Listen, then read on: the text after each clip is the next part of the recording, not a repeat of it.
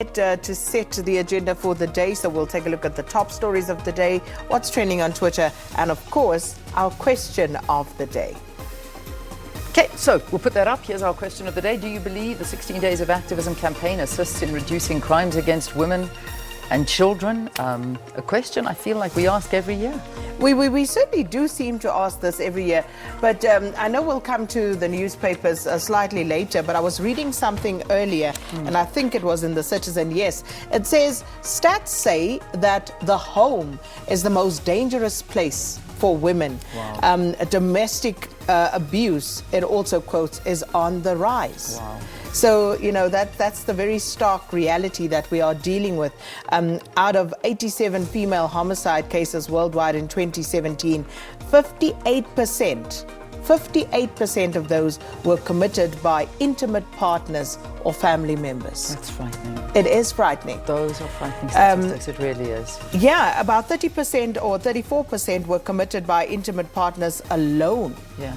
Yeah. And if we look at what happened yesterday in the Durban court, yes, it's another that example. Shooting that you had in the news, that story, you know, it actually gives credence to these statistics. So it's an absolutely horrific situation, but something needs to be done. But do you believe that campaigns like the 16 Days of Activism actually make a difference? And this is what we're talking about. All right, we look forward to hearing from you on @MorningLive SABC, #MorningLive. Let's go to the big stories that'll be following today. And of course, I think most people tuning in for this now. ANC National Chairperson Gwede Mantashe taking the stand at the inquiry into state capture today. Yeah, that's of course after Mzwanele Manyi concludes, yes. because he's still got to finish today. Yeah, of course. And then a police officer who allegedly shot dead his estranged wife and another man at the Durban Magistrates Court yesterday has died. So we'll be following up on that story. Okay, let's go to our trending topics of the day now.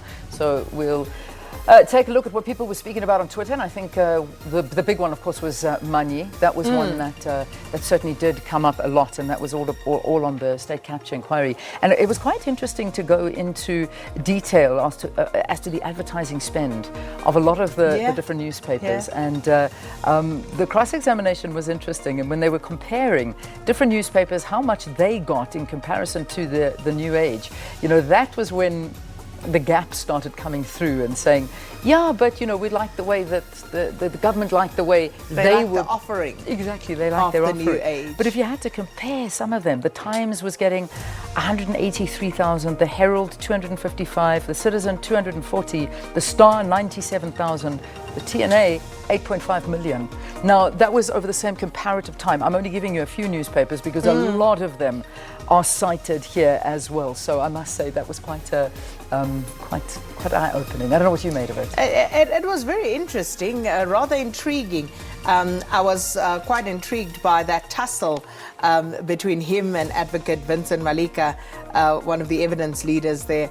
So that was quite interesting because it was clear that this was acrimonious, and it was a real tussle. And Deputy Chief Justice Zondo played his role greatly, I thought, yesterday, because, you know, he was there right in the middle, okay, not trying to ruffle any feathers, being very calm, okay, you are saying this, you are saying that, he's trying to say this, he's trying to say that, but it was clear, the two of them, Malika and Manyi, they were not seeing eye to eye. Not at all. So it's going to be intriguing again today, but he also said there's been no evidence at this commission of inquiry. He called it a lot of poetry. Yeah. He says he's been listening to a lot of poetry. Can you believe it? Okay. Some other trending topics. I think that these two are related, actually. Such a sad story. Lerato Kanyo. That, of course, is the double HP, I think, is it ex-wife or his no, it's child's his mother? Child's mother. Okay, so they weren't married to anything. No. It was just his child's mother. Lerato Kanye passing away. So this little boy orphaned within a month. Man, you know, it's such a devastating story for him. He's 13 years old, and she apparently was admitted to hospital. She wasn't unhealthy and passed away. And this is just a couple of weeks after poor young boy had to bury his father. So our thoughts and prayers go out to him, Absolutely. Liano, on this devastating time in his life. So that's his name, Liano, in case you were wondering what that was about. Yeah. All right. Those are your trending topics for this morning, and we'll continue to monitor Twitter, and we look forward to hearing your responses to our question. Time now for traffic, though. Indeed it is, and it's been raining in Joburg, and we know what happens when it rains.